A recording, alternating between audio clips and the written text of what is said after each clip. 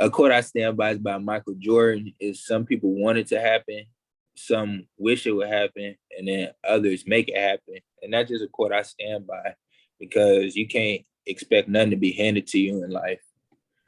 Really, you just got to get up and go get it on your own. For sure. Welcome back to another episode of the DJ Henderson podcast. I'm your host, DJ Henderson, and today's guest has been an opponent of mine, a rival of mine the past 2 years throughout our JUCO basketball journey. We were in the same conference, the Mid-Florida Conference. I attended Santa Fe College. He went to Florida State College at Jacksonville, where we competed a lot, multiple times a year. First team all-conference selection last year, a real hooper, a good person, a good dude. Now we're teammates together here at Davis Elkins College.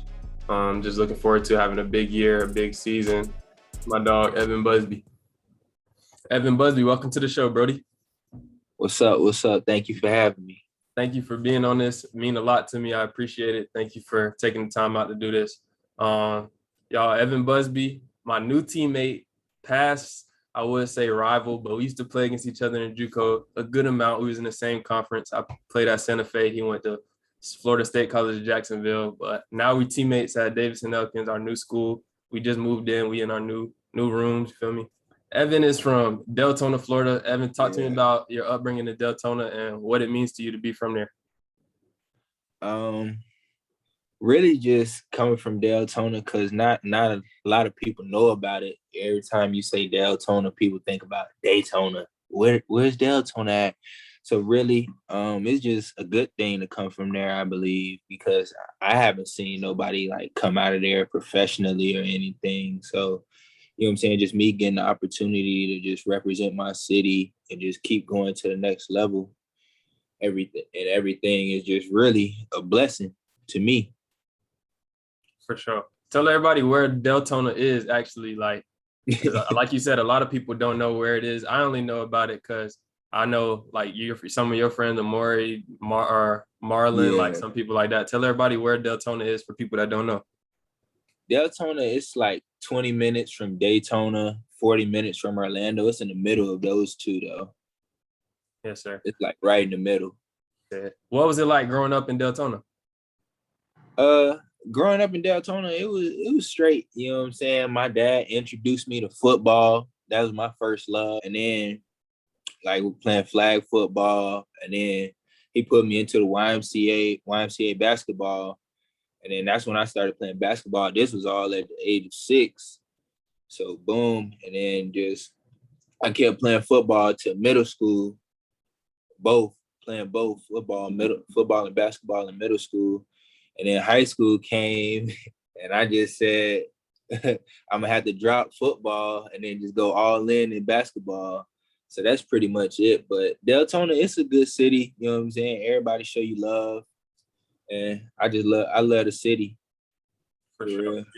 Your story sounds similar to mine. I used to play I love football. I still love football, really, but I had to put that football down when I got to high school.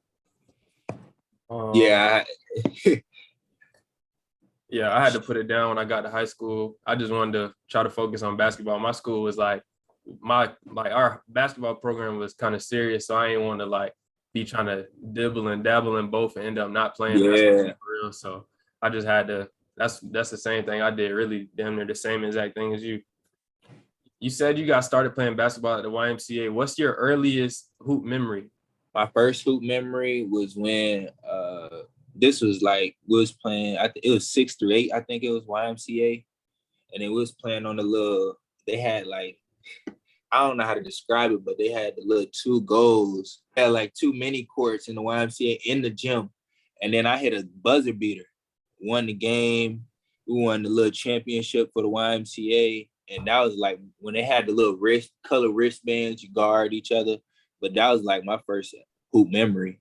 For sure. That's how I was. I used to play at a park. When I first started playing basketball, I was playing outside at a park in my city. That was just like that. Guard your color. Yeah. All that. So yeah, I already know what kind of time you're on. So you started playing at the YMCA. At some point you had to start playing against better competition. What was that like when you probably started playing travel ball or you started playing against better players? I actually liked it because playing travel ball growing up, I played for a team called Raptors Elite. And man, Like my junior year is when I actually got on the circuit. When we played on the Adidas Gauntlet, I played for the Brevard Bulls. So like from playing with the Raptors Elite and then going to actually playing on the circuit, I seen like two different styles of play, levels of play, I should say. And really, it just made me a better player, made me want to get in the gym more. I'm playing better competition. I got to get in the gym more. For sure. I got, man, a lot of history playing against Brevard Bulls, man. I've been playing against Brevard Bulls my whole life. Some people that's been on this show done played for Brevard Bulls before. So, yeah. Man, I think Marlon played for Brevard Bulls before. Yeah, he played with me. With me. Yeah. I was about to say, man, Brevard Bulls. So you started playing travel ball. What was the turning point for you where you just decided like, man, I really got to take this serious if I want to make something of myself or do something with the sport? Just seeing my cousin, because that's Amari, my cousin, just seeing him go to the Division I level with basketball, I was like, yeah, I really got to take this serious and lock in. So I just started to take it serious, and I was like, I can go to college to play basketball. Like I can make money playing basketball. So eventually, I just decided to lock in. For sure. Dang, I ain't know y'all was cousins, bro. Yeah. Shout out to Amari, man. When you see this, I need you on the show. Coming soon. Y'all gonna have that episode real soon. We're gonna work on that. Damn, that's crazy. Small world for real. Yeah. You started taking it serious after you seen Amari start doing his thing, going crazy. He went to Louisiana Tech. You ended up going to Deltona High School. What was your high school ball experience like, and your high school experience overall like? My high school experience, I liked it overall. It was a good high school experience. We played sophomore year. Freshman year I was on JV, so I really don't count that. But sophomore year I was on varsity. I was really just getting introduced, getting brought into the lineup. We had Denny Blake Henson, and all of those. We won districts that year, and then junior year, Blake left, and then we won districts again that year. And I just feel like that we had a good team that year too. And then senior year is when I really took off. I was averaging 18 a game, all area, made the first team all area, first honorable mention in the Orlando Sentinel. Really just took off in the senior year. And then that's when FSCJ offered me, but that was really the only offer I had coming out of high school. For sure. So from your junior year to your senior year, where you kind of burst onto the scene and had that big year, what was there anything different about maybe that junior year summer or just leading up to that senior year, or was it just a matter of time kind of thing? I feel like it was just a matter of time kind of thing. I was just going to have a breakout year. You said FSCJ was your only real offer come out of high school. Did you feel any type of way just having that sole offer from FSCJ, or did you feel like it was just a blessing to have that opportunity? I feel like it was a blessing to just have that opportunity somewhere to go play basketball and further my education. So I just took that as another way to just get better, and going the JUCO route, you can still go D1, D2. You can still go to them levels from JUCO. So I just took it as a blessing. What would you tell somebody that's right now, maybe in high school or even in college, looking to make it to another level? What would you say to somebody that's stuck on where they're getting recruited or where they are? What would you tell them? I'd tell them to go where you want it. Go where you want it, because that's the ultimate goal. Go where you want it, because any coach can tell you anything, and then you get up there, you don't get the plan, or you get up there and it ain't really you don't fit into the system. It ain't what it seems. So I just say go where you want it. For sure. If you're new to the show and you're watching on YouTube, make sure you like, comment, subscribe, and turn on post notifications so you never miss out on the show. If you're tuned in through the audio experience, make sure you leave a review, a 5-star rating, and subscribe to the show. You mentioned FSCJ, you signed to FSCJ. Talk to me about getting up there and what it was like when you first got up there your freshman year. I actually kind of liked it because I knew one of the players coming in because he played at Mainland in Daytona Beach. He played at Mainland, so we already kind of had like a bond coming in, and we was all living in the same apartment. So I kind of liked it, just teaming up with him, and we had a great group of guys my freshman year. I liked that team as well. What was it like adjusting to the college game, fresh out of high school, fresh out of Deltona High School to the JUCO game? What was it like adjusting to the game? Really, when my first game, we played Northwest Florida. That was the reigning national championships for JUCO, and then that was just a real deal wake up call because the game is way faster, way aggressive, like more aggressive, and then like because they trying to go somewhere too. You know what I'm saying? So everybody was aggressive. It's a big transition. Like you got to really put on your big boy pants if you like. People think JUCO sweet is not sweet. Yeah, I agree, bro. Like in our jamboree. We played South Georgia Tech. We played Yeah, I can't even remember all the teams we played, but we didn't get no Northwest Florida game. Like we didn't get a Chipola Northwest Florida, like a big yeah, game. But even still, like I remember going to the jamborees, like, damn, this shit is definitely like different. Like it's yeah. definitely everything you just said. People think I didn't think it was sweet, but I definitely thought I was gonna be able to just come Yeah, in the and stuff you can get away in high school, you can't get away in college. yeah, Nah. it's definitely a big difference. I tell that to people all the time. Like people ask me about JUCO and stuff. What is it like? Because a lot of people like they don't have no idea. They just either don't know at all or they just watch Last Chance U or like something like Right. that. Like they don't have no real idea. Like give people like the real deal, like what JUCO is like for you. Because I know for me, it wasn't sweet on the court, off the court. Nah, Period. not on the court, off the court. Nah, none of that. So give everybody like a picture of what you experienced and some of the stuff you experienced being at a JUCO at Jacksonville. Um, uh, I mean, it's not like what you see at Last Chance U, none of that. You know what I'm saying? It really depends on what JUCO you go to, for real. But just basketball wise, you just got to be mentally locked in because you're gonna have practice every day. You got to go get treatment. That's the main thing in college. You got to get treatment. Um, you got to be locked in. You got to come on every game ready to play. You can't, you know what I'm saying, let the coaches get to your head. You just got to go out there and ball and do what you know what I'm saying, do what you know how to do best. For sure. I feel like my time in JUCO, I made it out, but like I feel like my freshman year, especially, I wasn't where I need to be mentally. Like I went to Yeah, at my school, I played. I at the beginning of the year, my freshman year, I was playing like pretty good minutes for a freshman. I just wanted to make sure I got on the court. I didn't want to be one of them freshmen that was just sitting on the bench not doing nothing. So like I just right. wanted to get on the court. In my first couple of games, I was playing pretty good minutes, and then we got to conference play.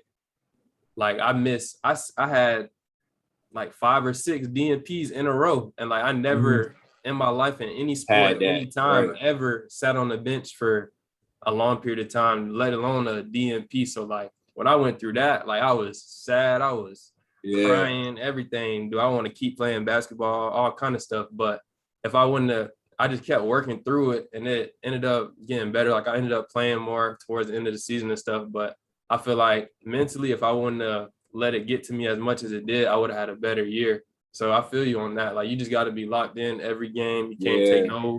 nobody lightly because you'll get beat. Like I know we played y'all this year. Y'all went up on us by like 15 points in the first half, and we ended up winning the game at the end. Like there's no slacking off at no point. Right. So, since you've been in college these past 2 years and you were in high school, like what do you think some of the keys are to being a successful student athlete? Studying, eating right, just being focused, you know what I'm saying? You're away from home. You think you can just not go to bed on time. Nah, you got to go to bed on time, wake up for school, you know what I'm saying? You don't got nobody like hounding you, go to school, go to school. So you really just got to be your own person and just grow up. How important is time management being a student athlete at this level, especially? Oh, very important. Time management is very important. I would say critical. I would say critical. Yeah. I would say critical. Yeah. Everybody, you gotta manage. anytime I ask that question on the show, like what's the important parts about being a student athlete? One of the first things that has to come up is time management. You kind of got to it, but you didn't say exactly time management. You were talking about going to sleep on time, making sure you at class. Yeah. But like all of that is like all tied into Time management. Yeah, you gotta manage. Yeah. You definitely gotta manage that. Study hall, weights, practice, homework, test. Like you gotta manage everything. Class, going to sleep on time. It's definitely a lot. I feel like a lot of people that they see student athletes and they feel like, oh, they're just in college. They didn't earn it. They get everything for free. They don't have to do their work. Like all the stuff that you like that I've heard people say all kind of stuff. They think we don't do nothing, but really it's not that. Like it's real hard. It's really not what it seems. Nah, at I all.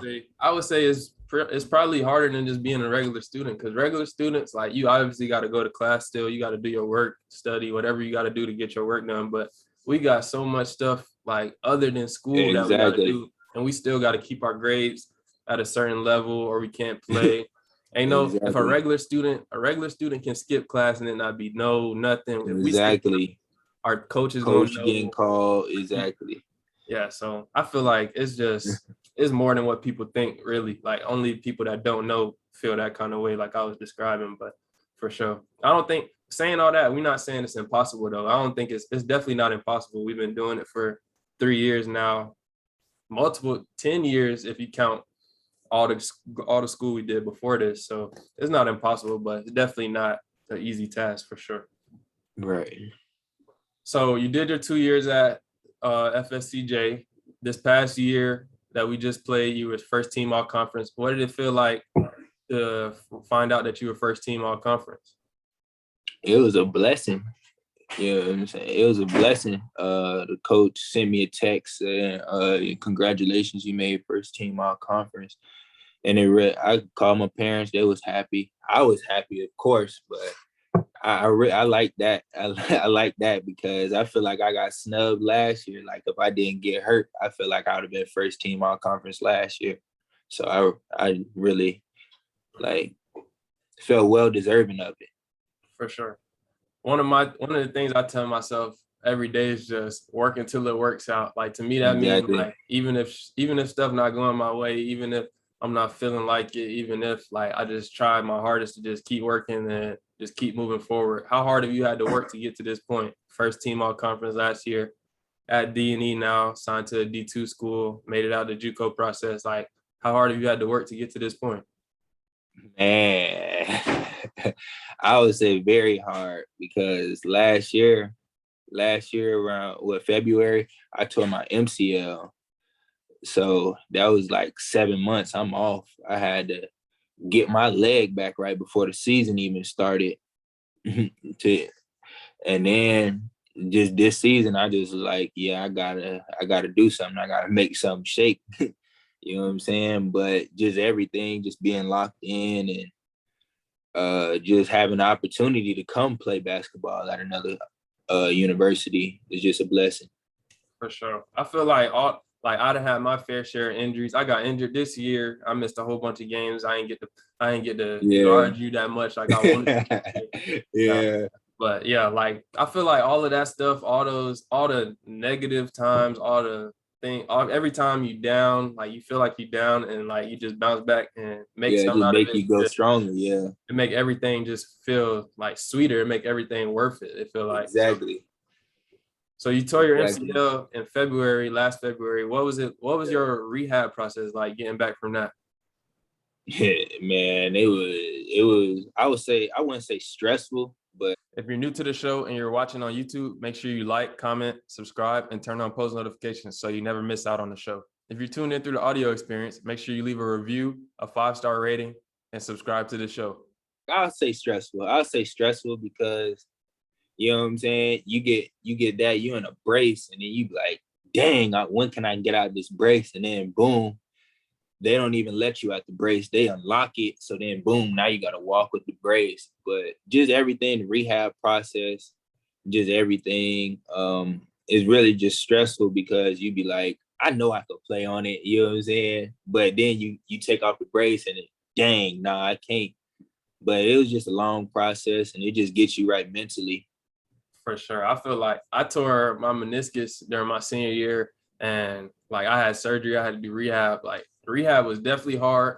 Yeah, Definitely, yeah. it's definitely hard. I know you personally, like I know you probably was doing extra stuff outside of it because I was I was doing extra stuff because I yeah. was trying to get back. Yeah. A lot of people that's never had a serious injury or maybe they don't play sports, like that's like the worst feeling ever, just not being able to play. Not being able to play. You'd be literally just sick. Like you'd be like, dang, bro, like I wish I could just go. I wish I could run. Like you can't even run. You gotta read. Exactly. Yeah, it's You got to go rehab and then do the little exercises they tell you to do. Yeah, it was really. How did you come into D&E come about? Really just me coming to D&E. It was like my only offer coming out of FSCJ. So I was really weighing in two options: go back because you got your year back, go back JUCO, or go D2 route. So I really just sat down with my parents and we felt that was the best decision for me. Coach Mondragon, he just had a good outlook and how he wanted things. He was just preaching to me and I liked what he was saying and everything, and really just fell in love with what he was saying. And now being up here, I like the atmosphere. Everybody's like welcoming with open arms, and I like campus. I like everybody up here so far. I met a couple of the guys. They cool, you know what I'm saying? So I really just feel like this is gonna be a good year. My story pretty much the same as yours. Really, I was deciding up until the end of July, really, if I was going to go back to Santa Fe, because like you said, we got the extra year back because of COVID, or if I was going to come here. Like I had been talking to Coach Mondragon during the season, but then I had got hurt and I missed like 7 weeks. So it was understandable like how he kind of fell back from recruiting me really because I wasn't playing like at all. So Right. I understood that. But then he got back in touch with me. We started talking again. And then I seen that you had signed here. So that helped me a lot too, just having a familiar face, at least just wanting to be up here, being able to be far from home like this. We both from Florida. So being so far from home, I just wanted some familiar faces and everything just fell through. Same as what you said. I talked to Coach. Everything seemed good. He definitely had a good outlook on what he wanted the future to bring. So yeah, I'm pretty much the same story as you, really.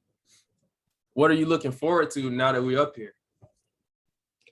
I'm looking forward to getting started, practicing, just getting in the gym with the guys, forming bonds, just getting closer to everybody. That's what I'm looking forward to. And competing with everybody. I'm looking forward to compete, really.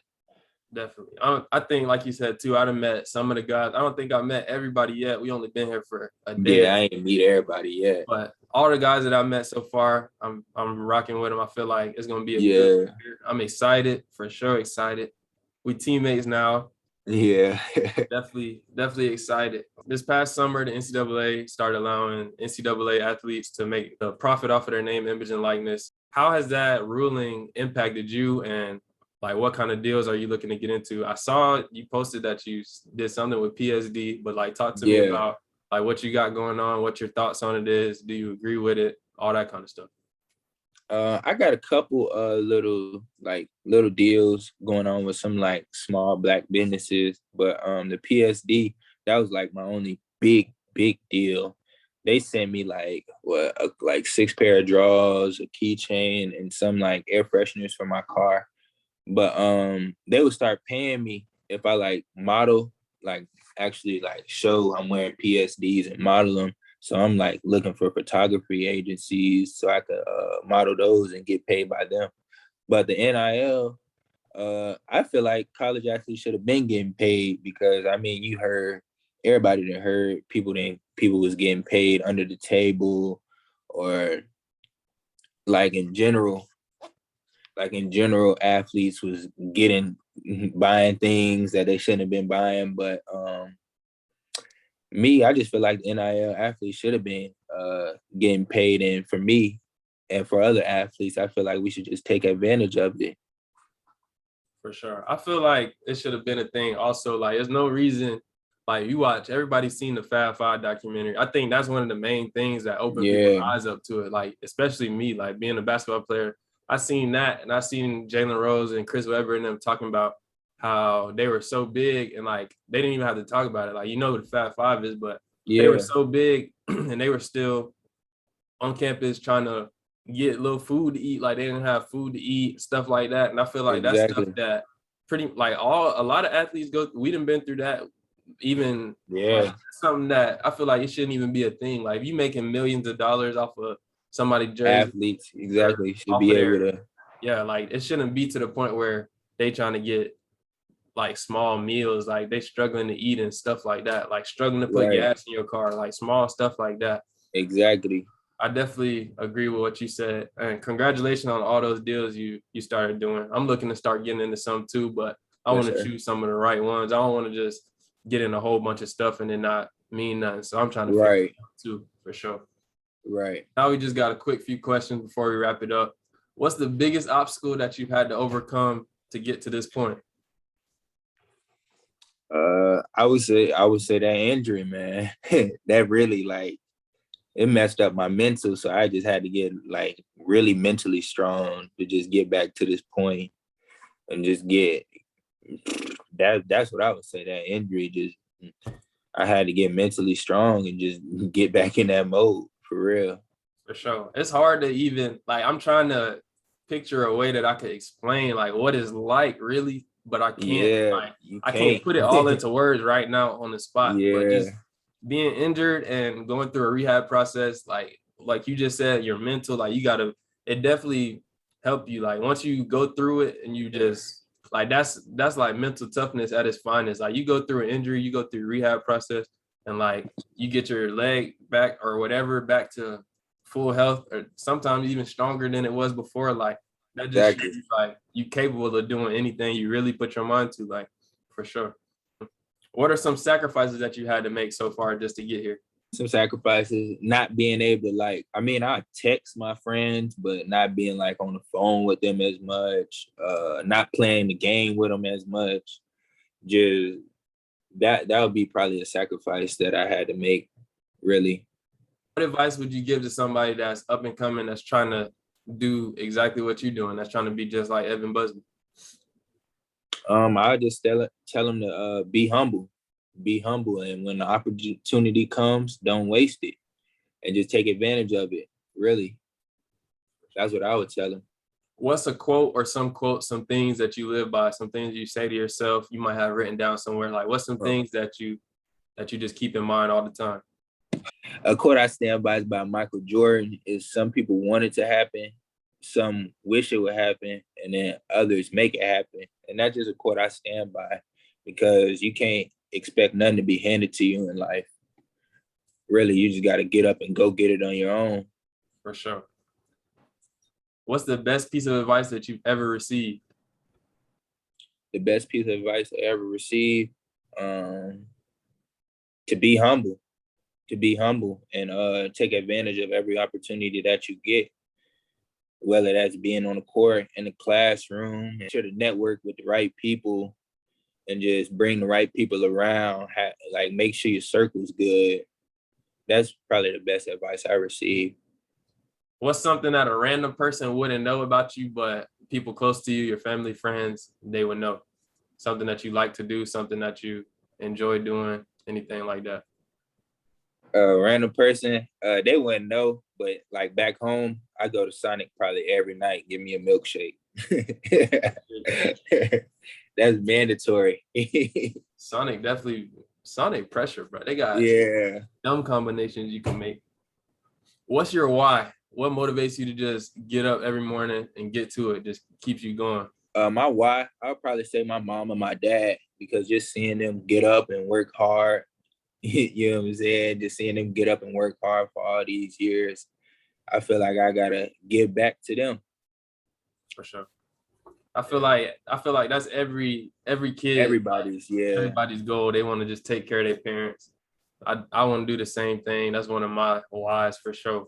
If you could meet and spend a day with 3 people, dead or alive, who would they be and why? 3 people. I have to say dead or alive. Two would have to be both my grandmas that passed away. I want to meet them again, and just for the why, because I ain't seen them in probably about, what is it, 2021, about 8 years. So that's something I would actually, I want to have a conversation with them about like what it's like, how did you get through this type stuff. But and another person I like to have a convo with is LeBron James, and just because that's my favorite player, just how he was able to overcome everything and be able to just go out there and produce regarding the critics and everybody just bashing him, how he's still go out there and produce at a high level. Since he was 18 in the league. Yeah, exactly. For sure. LeBron is my favorite player too. The real GOAT. Anybody that got something to say about it, you know where to find me. All right, last question on the show. Who should I have on the show next? Whoever you say, you got to plug me in. You got to help me get him. Who should you have on the show next? I'm gonna say Davis Seeley. I'm gonna say Davis Seeley. He a guard for Brevard College. Okay, Davis Seeley. Yeah. All right, bet. All right.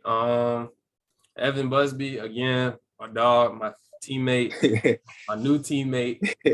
I appreciate you again taking the time to do this. It means a lot, supporting the show. Tell everybody where they can find you, Instagram, any social medias you want to plug. You can find me on Instagram at Evan Busby, and on Twitter at Evan Buzz. I want to say thank you guys for your continued support of the show. If you enjoyed this episode, please make sure you leave a 5-star rating and a review wherever you get your podcast. For exclusive merch, make sure you send a DM to the DJ Henderson Podcast Instagram page or my personal Instagram at DJ Henderson _.